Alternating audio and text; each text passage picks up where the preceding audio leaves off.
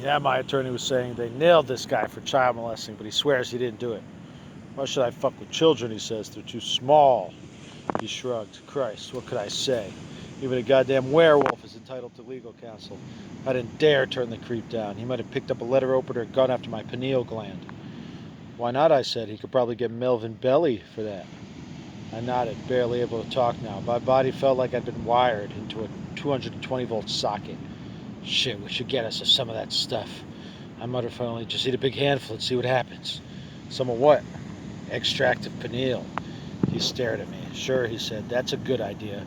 One whiff of that shit would turn you into something out of a goddamn medical encyclopedia. Man, your head would swell up like a watermelon. You'd probably gain about 100 pounds in 2 hours. Claws, bleeding warts. Then you notice about 6 huge hairy tits swelling up on your back. He shook his head emphatically. Man, I'll try just about anything, but I'd never in hell touch a pineal gland. Last Christmas, somebody gave me a whole Jimson weed. The root must have weighed 2 pounds, enough for a year. But I ate the whole goddamn thing in about 20 minutes. I was leaning toward him, following his words intently. The slightest hesitation made me want to grab him by the throat and force him to talk faster. Right, I said eagerly. Jimson weed. What happened? Luckily, I vomited most of it right back up, he said. But even so, I went blind for 3 days. Christ, I couldn't even walk. My whole body turned to wax. I was such a mess that they had to haul me back to the ranch house in a wheelbarrow. They said I was trying to talk, but I sounded like a raccoon. Fantastic, I said, but I could barely hear him. I was so wired that my hands were clawing uncontrollably at the bedspread, jerking it right out from under me while he talked. My heels were dug into the mattress, with both knees locked.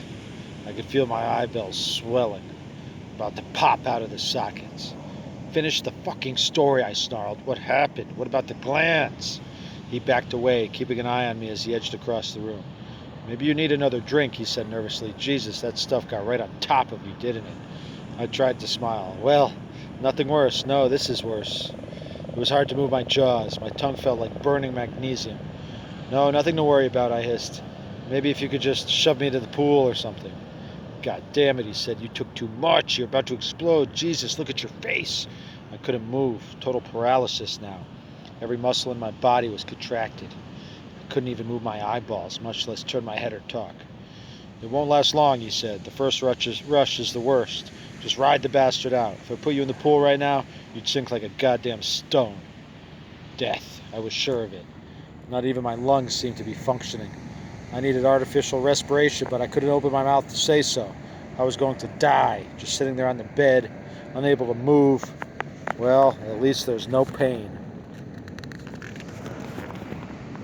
Probably I'll black out in a few seconds, and after that it won't matter. My attorney had gone back to watching television. The news was on again. Nix's face filled the screen, but his speech was hopelessly garbled. The only word I could make out was sacrifice, over and over again. Sacrifice, sacrifice, sacrifice. I could hear myself breathing heavily. My attorney seemed to notice. Just stay relaxed, he said over his shoulder without looking at me. Don't try to fight it early. You start getting brain bubbles, strokes, aneurysms. You'll just wither up and die. His hand snaked out to change channels.